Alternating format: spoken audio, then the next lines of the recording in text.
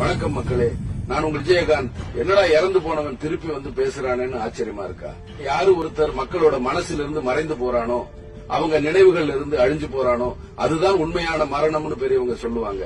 என்னத்தான் நீங்க தினம் தினம் நினைச்சிட்டு இருக்கீங்களே? என்ன ஆயிரம் பேர் தினமும் வந்து பார்த்துட்டு போறீங்களே, எனக்கு எங்க மரணம்?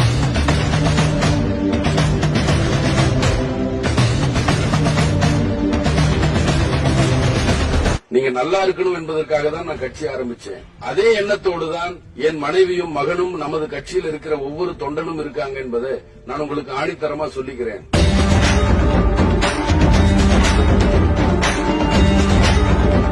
மக்களே, ஒன்னு சொல்றேன் கேட்டுக்குங்க. நம்ம தமிழ்நாட்டுல ஒவ்வொரு ஏழை எளிய மக்களுக்கு நல்ல உணவு, கை நிறைய காசு, நல்ல சுகாதாரம், வீடு, படிப்பு இதெல்லாம் கிடைக்கிற வரைக்கும் நானும் நமது தேசிய முற்போக்கு திராவிட கழகமும் கடைசி வரைக்கும் போராடும்னு உறுதி அளிக்கிறேன்.